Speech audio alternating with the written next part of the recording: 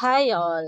வணக்கம் and welcome to கூப்லா life. இன்னைக்கு நான் உங்க கூட என்ன வீடியோ ஷேர் பண்ணிக்க போறேன்னா, ஒரு 2 நாள் வீடியோ வந்து சேர்த்து ஒரே வீடியோவா நான் உங்க கூட நான் ஷேர் பண்ணியிருக்கேன். வாங்க பார்க்கலாம். முதல் வீடியோ என்னன்னா, நம்ம கை நினைக்க போயிருந்தோம். நம்ம ஃபர்ஸ்டே வந்து ஆல்ரெடி கொஞ்ச நாள் முன்னாடி வந்து பொண்ணு பாக்குற ஃபங்க்ஷன்ஸ் சொல்லி ஒரு ஷார்ட்ஸ் ஒன்று போட்டிருப்பேன்.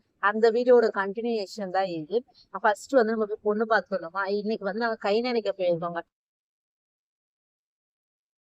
மாப்பிள்ளை வீட்ல இருந்து பொண்ணு வீட்ல இருந்து ஒரே நாள்ல கை நினைக்கலாம் அப்படின்னு சொல்லி பிக்ஸ் பண்ணி வச்சுக்காங்க. ஏன்னா ஆடி பிறந்துச்சுன்னா அது எதுவும் ஸ்டார்ட் பண்ணக்கூடாது அப்படின்னு சொல்லிட்டு ஆடிக்கு வந்து முன்னாடியே வந்து இந்த ஃபங்க்ஷன் எல்லாம் ஸ்டார்ட் பண்ணிட்டாங்க. அதுக்கப்புறம் வந்து ஆடி மாசம் வந்து மத்த எல்லா வேலையும் செஞ்சுக்கலாம் அப்படின்னு சொல்லிட்டு அவங்களே பேசி முடிவு எடுத்திருக்காங்க. நம்மள ஃபங்க்ஷனுக்கு மட்டும் கூப்பிட்டாங்க. நம்ம ஃபங்க்ஷன் மட்டும் போய் நல்லா ஜாலியா என்ஜாய் பண்ணிட்டு வந்துடலாம்.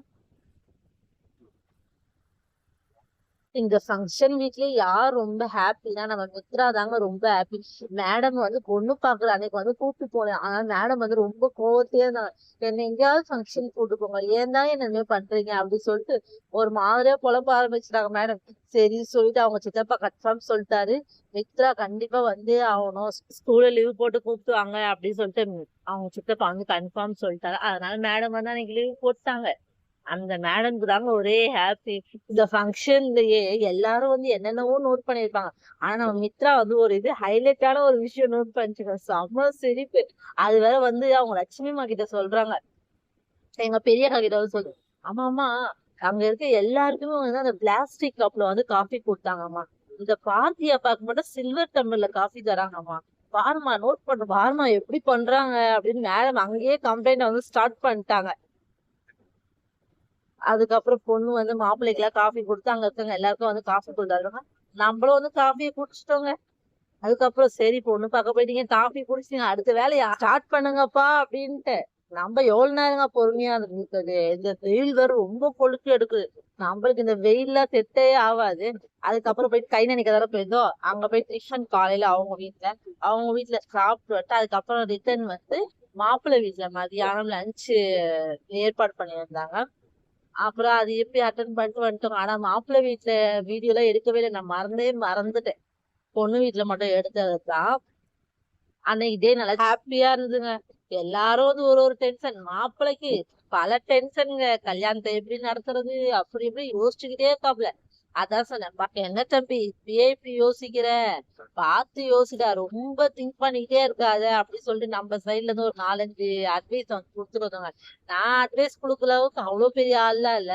ஏதோ ஜஸ்ட் என்னால முடிஞ்ச அளவுக்கு மாப்பிள்ளை சார் அப்படியே கொஞ்சம் கலாய்ச்சிட்டு அப்புறம் ஒரு 3 மணி 4 மணி இருக்கும்போதுதான் வீட்டுக்கு வந்தாச்சுங்க. வீட்டுக்கு வந்தது செம்ம டயர்ட். நல்லா தூங்கலாம்னு சொல்லி வச்சேன். ஆனா தூங்கவே முடியல. எங்க வீட்டுல அப்பாவும் அம்மாவும் தாங்க ஹைலைட்டு. காலையில ஃபங்க்ஷனுக்கு போயிட்டு ஒரு 4 மணிக்கு வந்திருப்பாங்க நினைக்கிறேன். வந்த உடனே கடை திறக்க மாட்டாங்க. அம்மா நீ போ, நான் கொஞ்ச நேரம் கழிச்சு வர சொல்லிட்டு அப்பாவை மட்டும் அமுச்சு விட்டான். பாவம் அவர் தான் வந்து கடையை ஓபன் பண்ணி உட்காந்து வியாபாரம் பண்ணிட்டு இருக்காரு. நான் நைட்டு ஒரு 9 மணியா போல போயிட்டு கொஞ்சம் கடையை வந்து எடுத்து வச்சுட்டு வீட்டுக்கு வரல வச்சேன். அதுக்கப்புறம் பார்த்தா ஜி வந்து எங்கேயோ கிளம்பி போயிட்டாரு. அம்மா மழை வேற பிடிச்சிச்சு. அதுக்கப்புறம் எங்க இருந்து நம்ம போய் கடையை எடுத்து வைக்கிறது, அவங்களே எடுத்து வைக்கிறோம் சொல்லிட்டு விட்டாச்சுங்க. அப்புறம் இது வந்து மறுநாள் எடுத்த வீடியோ தான். எனக்கும் ஜிக்குமே வந்து ரொம்ப நாளா வந்து மட்டன் சாப்பிடணும்னு சொல்லிட்டு ரொம்ப ஆசையா இருக்கு. மட்டன்ல வந்து அந்த பிரியாணி செஞ்சு சாப்பிடுவாங்க, டேஸ்ட் வந்து செம்மையா இருக்குங்க. அந்த மட்டனோட ஃபிளேவர்லாம் வந்து நல்லா டெம்டிங்கா இருக்கும். அதனால எனக்கும் ஜிக்குமே வந்து ரொம்ப ஆசையா இருந்தது மட்டன் பிரியாணி சாப்பிடணும் அப்படின்னு. ஜி வந்து அவங்க தெரிஞ்சு யாரோ ஒரு அண்ணன் கூட வந்து எங்கேயோ வெளியே போயிருக்காரு. வரும்போது அவர் வந்து மட்டன் பிரியாணி வாங்கி கொடுத்தாரு. அது சீரக சம்பா அரிசியில வாங்கி கொடுத்தாரு. செம்ம டேஸ்டா இருந்தது. அதை சாப்பிட்டு வந்ததுல இருந்து நம்மளும் உங்க சீரக சம்பா அரிசி வந்து மட்டன் பிரியாணி செய்யணும்ப்பா சொல்லிட்டே இருந்தேன். சரி, லாஸ்ட் சண்டேவே செய்யலாம் அப்படின்னு நினைச்சிருந்தோம்.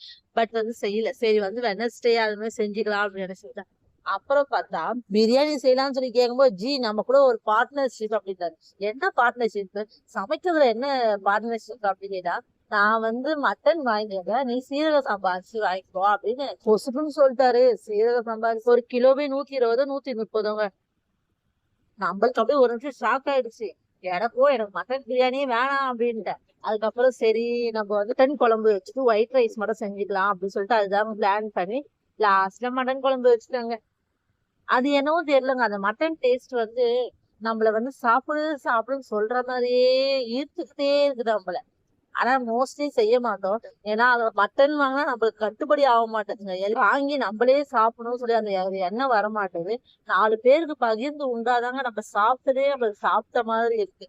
அதனால நம்ம வாங்குற 4 கிலோல எதாங்க 4 பேருக்கு பகிர்ந்து கொடுக்கறது அப்படின்னு சொல்லிட்டு மோஸ்ட்லி வந்து மட்டன் செய்யறதே விட்டாச்சுங்க. எப்பயாவது ஆசையா இருக்கும்போது செஞ்சு சாப்பிடலாம் சொல்லி முடிவு எடுத்திருக்கோம். இதுலயே வந்து நம்ம வந்து ஃபார்ம் ஹவுஸ் வச்சிருக்கோங்க. ஆடு பண்ண வச்சிருக்கவங்களுக்கே ஆட்டுக்கறி இல்லையா அப்படின்னு சொல்லிட்டு ஜிய கொஞ்ச நேரம் உட்காந்து கலாய்ச்சிட்டு இருந்தேன்.